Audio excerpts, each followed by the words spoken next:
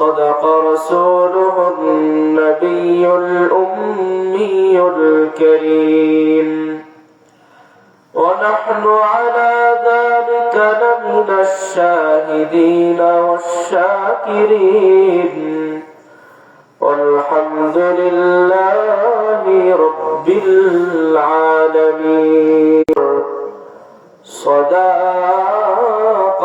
بتايا لا إله إلا الله لا إله إلا الله لا إله إلا الله لا إله إلا الله عليه وسلم শিবরামপুর পশ্চিম পাড়া জামে মসজিদ ও যুব সমাজের উদ্যোগে চতুর্থ বার্ষিক ওয়াজ মাহফিলের আয়োজন করা হয়েছে। আমরা সকলেই কোরআন এবং হাদিসের কথা শোনার জন্য সমবেত হয়েছি। সর্বপ্রথম শুকরিয়া আদায় করছি মহান রব্বুল ইজ্জত ওয়াল জালালের দরবারে, যে মহান রমজানুল মুবারকের খুবই নিকটবর্তী এই সময় রাসূলুল্লাহ সাল্লাল্লাহু আলাইহি ওয়াসাল্লাম বেশি বেশি হায়াতের বরকত চাইতেন, হায়াত কামনা করতেন আল্লাহর কাছে। আল্লাহ রাসূল দোয়া করতেন, আল্লাহুম্মা বারিক লানা ফি রজব ওয়া শাবান ওয়া বাল্লিগনা রমাদান।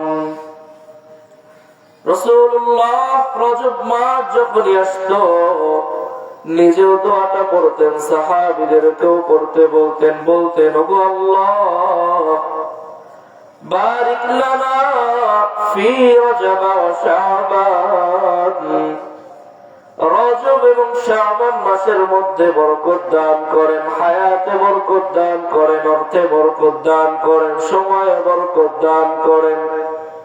আল্লাহ গো উদ্দেশ্য কি? ওয়াবাল্লিগনা রমাদান, যাতে করে মাওলা রমজান মাসটা হায়াতের মধ্যে পাই।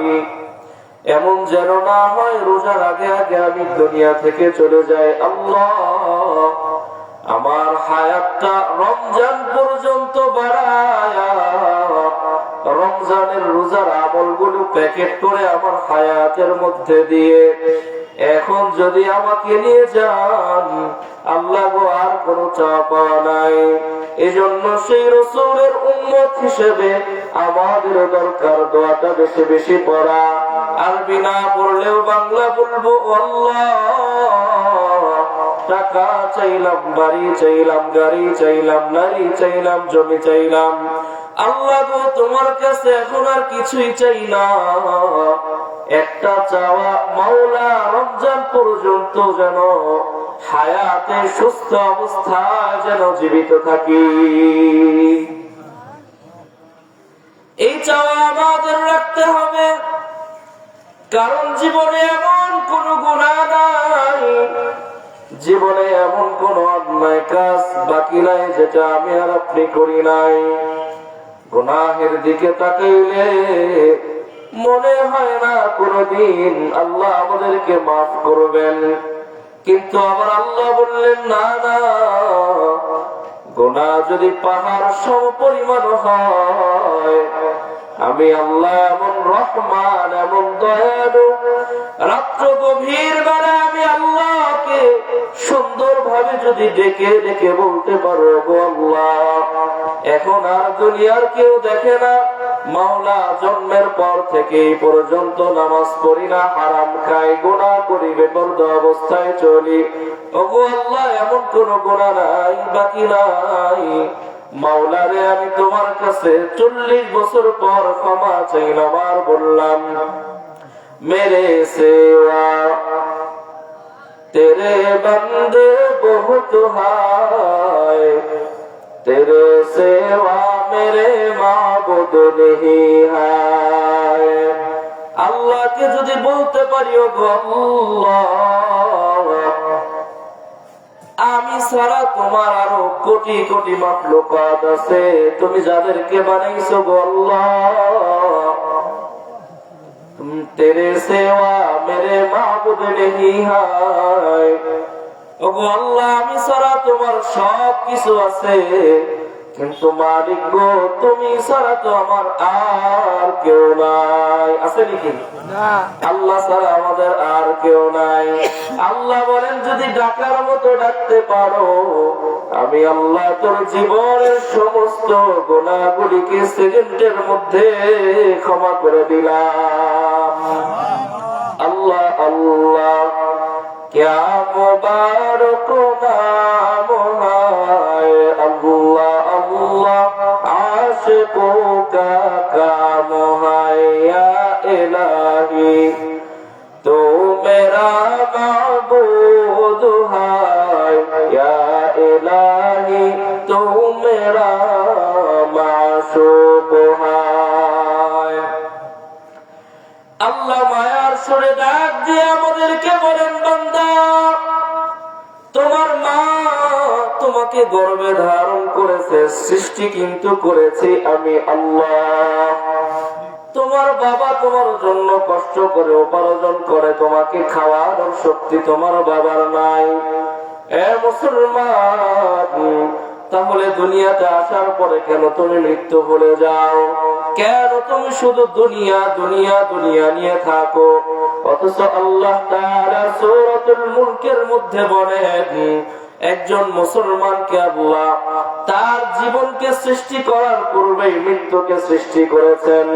আল্লাযী খালাকাল মাউতা ওয়াল হায়াতা, আল্লাহ বললেন, আমি আগে মৌতকে সৃষ্টি করেছি, মৃত্যুকে সৃষ্টি করেছি, ওয়াল হায়াতা, এরপরে জীবন সৃষ্টি করেছি। আল্লাহ বলেন, কেন তোমাদেরকে এই মৌত আর হায়াত দিয়ে দুনিয়ার মধ্যে পাঠাইলাম?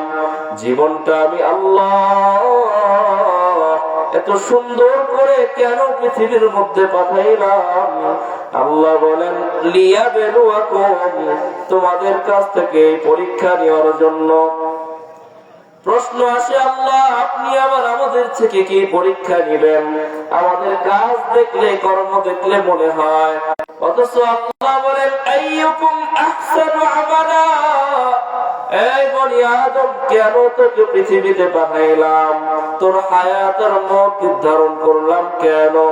আল্লাহ বলেন, যাতে করে আমি দেখতে চাই কার আমলটা কত সুন্দর হয়, কার নাম তো দুনিয়া বেখবর হয়, দুনিয়া কি নুমাইশ পর নজর হয়।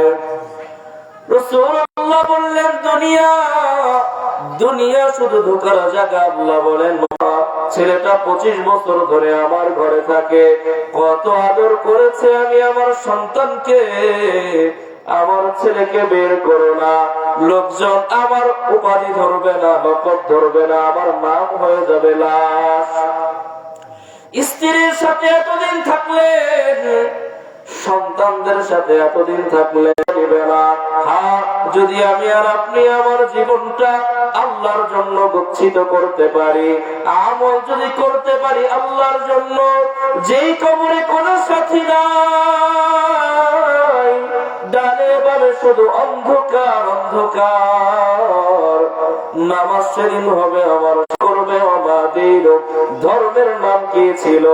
নামে মুসলমান ছিলাম, কোনদিন ইসলামের কাজ করি নাই, উত্তর দিতে পারবো না। নামে মুসলমান, কর্মেও ছিলাম মুসলমান, আত্মসমর্পণ করেছি একমাত্র আল্লাহর কাছে।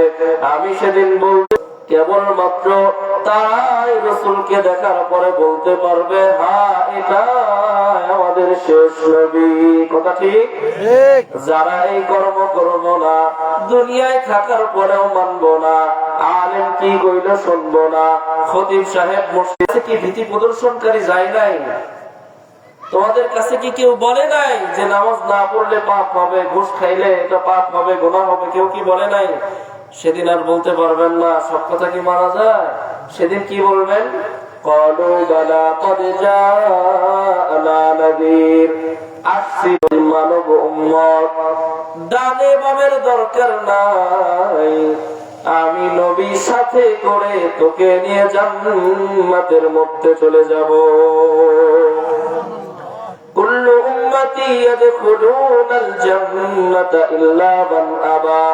রাসূল বলেন প্রত্যেকটা উম্মত নবীর সুন্নাত মানি না, সুন্নাত ভালো লাগে না, নবীর আদর্শ ভালো লাগে না, কার্ল মার্ক্সের আদর্শ ভালো লাগে, দুনিয়ার নাস্তিকদের কথা ভালো লাগে, নবীর আদর্শ ভালো লাগে না, গান বাজনা শুনতে মনে চায়, এরা হবে জাহান্নামী। আর আমার নবীকে ভালোবাসার ফলে নবী বলেন আমি তাদেরকে নিয়ে জান্নাতের মধ্যে থাকবো। ওই মদিনার জন্য আমাদের কি পরিমাণ ভালোবাসা অন্তরের মধ্যে ধারণ করার দরকার, নবীর প্রতি কি পরিমাণ মহব্বত আমার অন্তরের মধ্যে ধারণ করার দরকার। নবীকে কেমন ভালোবাসছে সাহাবী আব্দুল্লাহ ইবনে উম্মে মাকতুম, একজন সাহাবী। যখন মদিনা থেকে খবর এলো মাতা মুহাম্মদ শেষ নবী দুনিয়া থেকে বিদায় নিয়ে চলে গিয়েছে, আর বাঁচা নাই। আব্দুল্লাহ ইবনে উম্মে মাকতুম কেমন নবীকে ভালোবাসতো ঘটনা শোনাই। আব্দুল্লাহ ইবনে উম্মে মাকতুম বলে সত্যি, বলে হ্যাঁ সত্যি মুহাম্মদ আর দুনিয়াতে নাই। আব্দুল্লাহ ইবনে উম্মে মাকতুম সাথে সাথে আল্লাহর দিকে দুটি হাত উত্তোলন করে আসমানের দিকে বলে, আল্লাহ যেই চোখ দিয়ে আমি আর নবীকে দেখতে পারবো না, যেই দৃষ্টি দিয়ে আমি আর নবীকে দেখতে পারবো না গো আল্লাহ, এমন দৃষ্টি আমি চাই না, তুমি আমার চোখের দৃষ্টি নষ্ট করে দাও। সুবহানাল্লাহ। অন্ধত্ব বরণ করেছে, যতদিন বাঁচা ছিল অন্ধ ছিল, নবীকে এমন ভালোবাসছে বলে যেই চোখ দিয়ে নবীকে দেখবো না, সেই চোখ দিয়ে অন্য কিছু আমি দেখবো না। কি পরিমাণ ভালোবাসা নবীর প্রতি ছিল। আমরাও যদি আজকে মদিনাওয়ালা নবীর জন্য পাগল হই, মদিনাওয়ালা নবীকে যদি ভালোবাসি, মদিনাওয়ালা নবীকে যদি মহব্বত করি, আমাদেরকেও নবী ভালোবেসে কি আমাদের ময়দানে আমাদের জন্য সুপারিশ করবে, ঠিক না? ওই মদিনার জন্য আমাদের মন কাঁদে কি কাঁদে না? মদিনার প্রতি ভালোবাসা অর্জন করতে চাই কি চাই না? চাই না আমরা সবাই? মদিনাকে ভালোবাসতে হবে, মদিনাওয়ালাকে ভালোবাসতে হবে। তাইলে মান আহাব্বা সুন্নতি, রাসূল বলে আমার সুন্নতকে যে ভালোবাসবে, মান আহাব্বা সুন্নতি ফাকাদ আহাব্বানি, সে যেন আমাকে ভালোবাসলো। ওয়া মান আহাব্বানি কানা মাই ফিল জান্নাহ, আর যে ব্যক্তি নবীকে ভালোবাসবে, নবী বলেন আমি তাদেরকে সাথে নিয়ে জান্নাতের মধ্যে একসাথে থাকবো। আমার পাগল মন ওই মদিনার প্রেমে পড়েছে, আমার পাগল মন ওই মদিনার প্রেমে পড়েছে। নবীর ভালোবাসা, মদিনার ভালোবাসা থাকলে তো আপনাদেরও গাইতে হবে। আমার পাগল মন ওই মদিনার প্রেমে পড়েছে, আমার পাগল মন ওই মদিনার প্রেমে পড়েছে। ওই মদিনার এই মনকে, ওই মদিনার এই মনকে পাগল করেছে, আমার পাগল মন ওই মদিনার প্রেমে পড়েছে, আমার পাগল মন ওই মদিনার প্রেমে পড়েছে। জানি না ওই মদিনায় কি আছে মধু, মদিনা মদিনায় আমার করেছে জাদু। জানি না ওই মদিনায় কি আছে মধু, মদিনা মদিনায় আমায় করেছে জাদু। বিশ্ব জগৎ নবীর প্রেমে, ফরিদপুরবাসী নবীর প্রেমে পাগল হয়েছে, আমার পাগল মন ওই মদিনার প্রেমে পড়েছে, আমার পাগল মন ওই মদিনার প্রেমে পড়েছে। নবী আমার জানের জান, আমার প্রাণের প্রাণ, ওই নবীকে দেখার লাগি মন করে আবিচার। দেখতে মন চায় না নবীকে? দেখলে কি হবে জানেন? নবীর কবর যদি হালাল পয়সায় কেউ যদি জিয়ারত করে, আল্লাহ রাসূল বলে মান যারা কবরি ওয়াজাবাত লাহু শাফাআতি ইয়াউমাল কিয়ামা। হারাম টাকা না, হালাল টাকা ব্যয় করে হজে আসবি, আসার পরে মদিনায় যায় আমি নবীর রওজার সামনে গিয়ে সালাম পেশ করবি, কবরটা জিয়ারত করবি। বান্দা উম্মত গো, আমি তোর উত্তর দিয়ে তোর জন্য এমন ব্যবস্থা করব, ওয়াজাবাত লাহু শাফাআতি ইয়াউমাল কিয়ামা, কিয়ামতের ময়দানে আমি নবী তোকে রওজা জিয়ারত করার কারণে সুপারিশ করে জান্নাতের মধ্যে প্রবেশ করাবো। সুবহানাল্লাহ। নবী আমার জানের জাহান, আমার প্রাণের প্রাণ, ওই নবীকে দেখার লাগি মন করে আনচান। মদিনারি সবুজ মিনার, মদিনারি সবুজ মিনার, মনটা ছুঁয়েছে আমার পাগল মন, ওই মদিনার প্রেমে পড়েছে আমার পাগল মন, ওই মদিনার প্রেমে পড়েছে। নবীর জিয়ারতে যাব এই তো বাসনা, নয়ন নবীর দেখা পাবো মনের বাসনা। নবীর জিয়ারতে যাব এই তো কামনা, দয়াল নবীর দেখা পাবো মনের বাসনা। বিশ্ব জগৎ নবীর প্রেমে, শিবরামপুরবাসী নবীর প্রেমে পাগল হয়েছে আমার পাগল মন, ওই মদিনার প্রেমে পড়েছে আমার পাগল মন, ওই মদিনার প্রেমে পড়েছে। ওই মদিনা এই মনকে, ওই মদিনা এই মনকে পাগল করেছে আমার পাগল মন, ওই মদিনার প্রেমে পড়েছে আমার পাগল মন, ওই মদিনার প্রেমে পড়েছে। আল্লাহ আমাদের সকলকে মদিনার মহব্বত, ভালোবাসা, নবীর ভালোবাসা অন্তরের মধ্যে রাখার তৌফিক দান করেন। সকলে বলি আমিন। মহব্বত ছাড়া তো কোনো উপায় নেই। রাসূল একদিন হযরত ওমর রাদিয়াল্লাহু তাআলা আনহুকে বললেন, ইয়া ওমর, মান আহাব্বু, তুমি সব থেকে কাকে বেশি ভালোবাসো? আমরা তো পাপড়টি পছন্দ করি, মিথ্যা বলা পছন্দ করি। সাহাবীরা তো আমাদের মতো না, সত্য বলতেন। রাসূলকে বললেন, ইয়া রাসূলুল্লাহ, আহাব্বু বিনাফসি ওয়া আহাব্বু, ইয়া রাসূলুল্লাহ, আমি ওমর নিজেকে সব থেকে বেশি ভালোবাসি, এরপরে আপনাকে ভালোবাসি।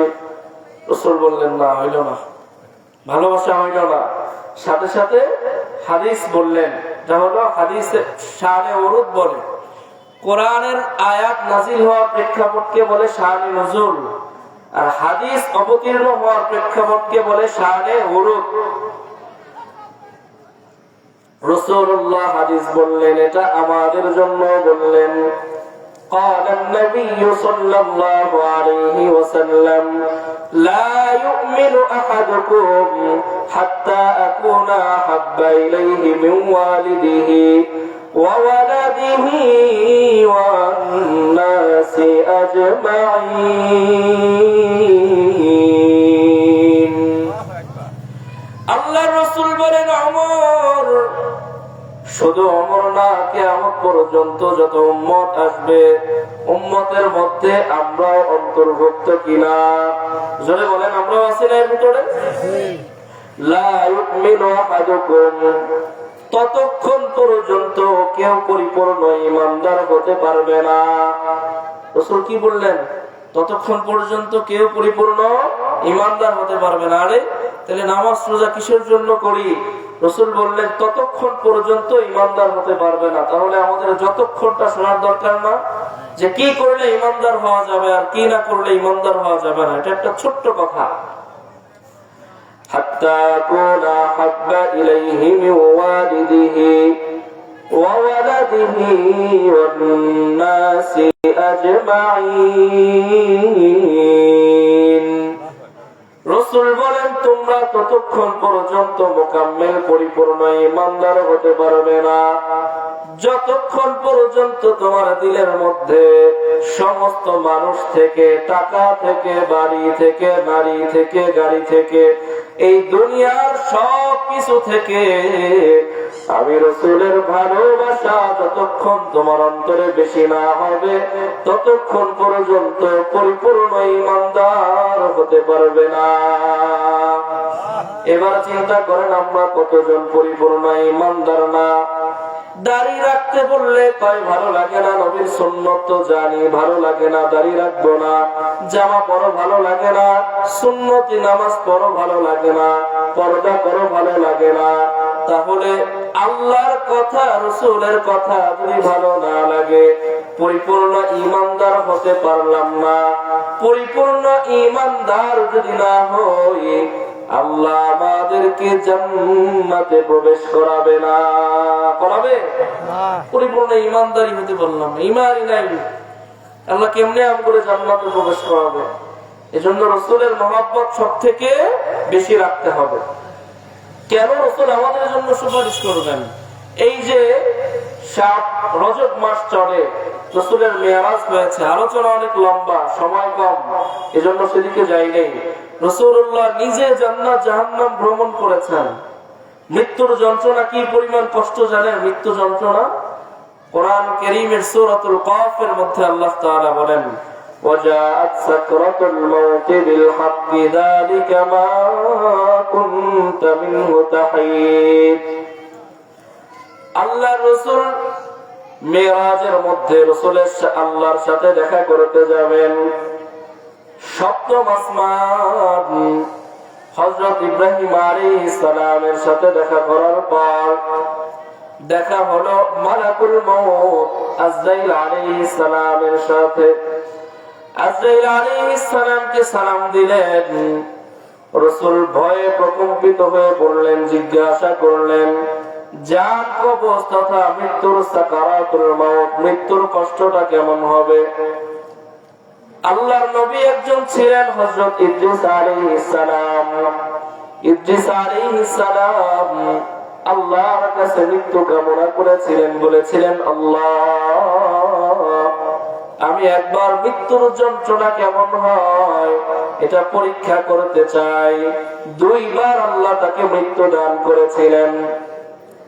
আজরাইল আলাইহিস সালাম তাকে মৃত্যুবরণ করানোর পর আবার রূহ ফুঁকে দিলেন।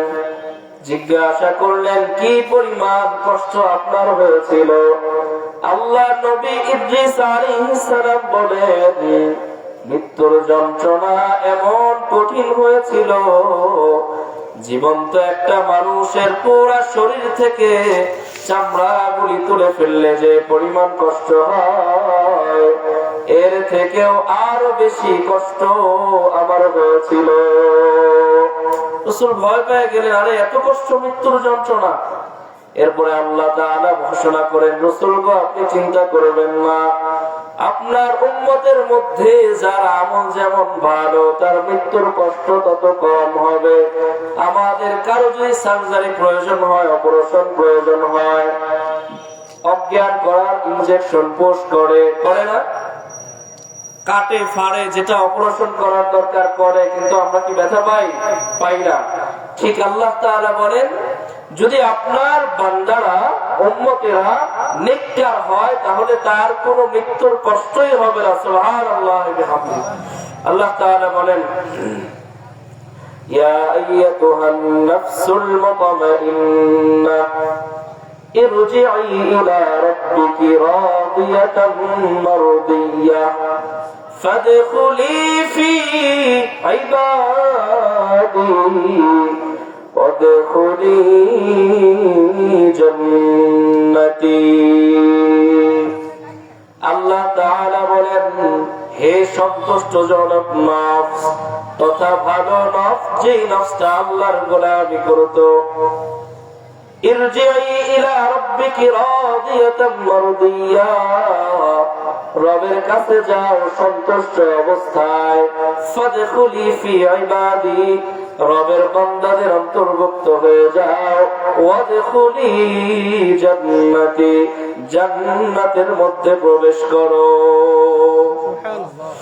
আল্লাহ সূরা হামীমের মধ্যে বলেন, ইন্নাল্লাযীনা ক্বালু রাব্বুনা আল্লাহু সুম্মা ইসতাকামু তাতানাজ্জালু আলাইহিমুল মালায়েকা আল্লা তাখাফু ওয়া লা তাহজানু। নবী গো, আপনার যে উম্মতরা নেক আমল করবে, গুনাহ করবে না, যারা মৃত্যু পর্যন্ত বলবে রব আল্লাহ, আল্লাহর আদেশ নিষেধ মানবে, যখন মৃত্যু সময় আসবে তাতানাজ্জালু আলাইহিমুল মালায়েকা, ফেরেশতারা তার রূহ নেওয়ার জন্য অভ্যর্থনা জানাবে। আল্লাহ তাখাফু ওয়া লা তাহজানু, তার চিন্তাও হবে না, ভয় থাকবে না, পেরেশানিও থাকবে না। ওয়া আবশিরু বিল জান্নাতিল্লাতী কুনতুম তুআদুন। আর ওই ফেরেশতারা সুসংবাদ শোনাবে, জান্নাতের সুসংবাদ আমাদেরকে শোনাবে। এজন্য নেক আমল করার দরকার আছে না নাই? আছে না নাই? সামনে রমাদানুল মুবারক মাস, আমরা সকলেই আল্লাহর কাছে হায়াত চাবো। আল্লাহ এই 1-1.5টা মাস হায়াত দান করেন, যাতে রমাদান জীবনে নসিব হয়। আল্লাহুম্মা বারিক লানা ফি রজব ওয়া শাবান। দুনিয়ার জন্য হায়াত চাওয়া জায়েজ নাই, কিন্তু আমলের জন্য আল্লাহর কাছে সময় ভিক্ষা চাওয়া জায়েজ। নবী করেছেন, আল্লাহুম্মা বারিক লানা ফি রজব ওয়া শাবান।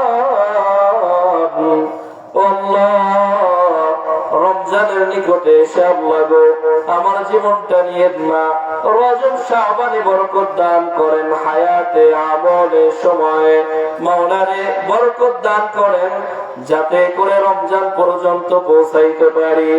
রমজানের নেক আমল যে যত বেশি করবে, আল্লাহ তাআলা লিআন্নাহু ইয়ারমিদুজ যুনুবা, রমজানকে কেন রমাদান হিসেবে নামকরণ করা হয়েছে জানেননি? রমাদানকে এজন্য রমাদান হিসেবে নামকরণ করা হয়েছে, লিআন্নাহু ইয়ারমিদুজ যুনুবা, কারণ রমজান মাস এজন্য আসে বান্দা বান্দীদের 11 মাসের গুনাহগুলি পরিষ্কার করে নিয়ে যায়। সুবহানাল্লাহ। রমজান এজন্যই আসে, লিআন্নাহু ইয়ারমিদুজ যুনুবা, গুনাহগুলিকে পরিষ্কার করে দেয়, পাক সাফ করে দেয়। এজন্য আমাদের সকলের তামান্না থাকবে, মনের আশা থাকবে, আল্লাহ যেন অন্তত আমাদেরকে রমজান পর্যন্ত যেন হায়াতে বাঁচিয়ে রাখে। সকলে বলি আমিন। আর বলো যে একটা বললাম যে আমাদের মৃত্যুর প্রস্তুতি নিতে হবে। আল্লাহ খালাকাল হায়াতা ওয়াল মাউত, খালাকাল মাউতা ওয়াল হায়াতা লিয়াবলুয়াকুম আইয়ুকুম আহসানু আমালা। মৃত্যু দিয়ে আল্লাহ সৃষ্টি সূচনা করেছেন, জীবন দান করেছেন। তবে বান্দারা, যে হায়াতটা আমি আল্লাহ দান করলাম, তোমাকে আগে চিন্তা করতে হবে যে এই দুনিয়াটা চিরজীবনের জন্য না, একদিন তোমাকে চলে যেতে হবে। চাইলেও দুনিয়া থেকে বিদায় নিতে হবে, না চাইলেও দুনিয়া থেকে বিদায় নিতে হবে। এজন্য গুনাহ তো অনেক করেছি, আরে এমন কোন লোক আছে, এমন কোন রব আছে, এমন কোন মালিক আছে যার কাছে না চাইলে রাগ হয়? আর আমার আল্লাহ রাসূলকে দিয়ে ঘোষণা করান, মাল্লাম ইয়াসআলিল্লাহ ইয়াগদাব আলাইহি। রাসূল বলেন, আমার আল্লাহ এমন আল্লাহ, আমার রব এমন রব, যে আল্লাহ রাসূলকে দিয়ে বলেন, মাল্লাম ইয়াসআলিল্লাহ, যারা আল্লাহকে ডাকে না, আল্লাহর কুদরতে পায়ে সিজদা দেয় না, আল্লাহকে চেনার চেষ্টা করে না, আল্লাহ বলেন আমি তো তার উপর রাগান্বিত হই। আর যে যত বেশি আমার কাছে চাবা, আমি আল্লাহ তার প্রতি তত বেশি খুশি হয়ে যাই। সুবহানাল্লাহ। আছে এমন কোন মানুষ দুনিয়াতে যে চাও কোনো সমস্যা নাই? আর আল্লাহ ঘোষণা করে দিয়েছেন, উদউনি আস্তাজিব লাকুম, ডাকো, দরকার চাও আমার কাছে, কি কি প্রয়োজন আমার কাছে চাও। রাত্র গভীর বেলায় ডাকতে থাকেন, আনা মিন মুস্তাগফিরিন ফাগফির লাহ, আলা মিন মুস্তারজিকিন ফারযুকনা, অসুস্থ তুমি, রিজিকের প্রয়োজন তুমি, দুনিয়ার মানুষের কাছে হাত বাড়াও না। গুনাহ থেকে মাফের প্রয়োজন এমন কোন মানুষ তো আমরা নাই, জিন্দেগিতে গুনাহ হয় নাই। গুনাহ করে করে অন্তরের মধ্যে অন্তরটাকে নিকৃষ্ট করে ফেলেছি। এখন আর আল্লাহর কথা মনে পড়ে না, এখন আর রাসূলের কথা মনে পড়ে না, আজান শুনলেও মসজিদ পর্যন্ত যাইতে মনে চায় না। এরপরেও আল্লাহ বললেন, বান্দা, কেউ তোমাকে ক্ষমা করবে না, কেউ তোমাকে রিজিক দান করবে না।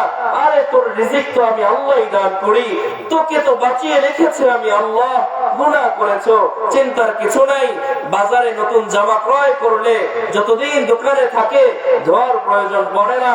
মায়ের পেটে ছিলা, রূহের জগতে ছিলা, তওবা ইস্তিগফারের প্রয়োজন পড়ে নাই। দুনিয়াতে আসছো, ধুলাবাড়ি লাগবে, গুনাহ করবা, এটাই স্বাভাবিক। কিন্তু বান্দা, তুমি কি একটা বড় চিন্তা করবা না যে কে তোমাকে রিজিক দান করে, কে তোমাকে রিজকুল মাউত, ঘুমকে বলা হয় মৃত্যুর অর্ধেক। মৃত্যুবরণ করার পরে রাত্রে ঘুমানোর পরে কত মানুষের কানের মধ্যে তো ফজরের আযান যায় না, কত মানুষ সকালবেলা সূর্যটা দেখতে পারে না, কত মানুষ সকালবেলা তাকাইতে পারে না। আল্লাহ তাকে নিয়ে যান। দুনিয়া কারো জন্য থামবে না, দুনিয়া কারো জন্য অপেক্ষা করবে না। রাস্তায় অ্যাক্সিডেন্ট হলে শত শত গাড়ি বাস করে চলে যায়, আমার জীবন তো চলে যাবে, আমিও একদিন চলে যাব।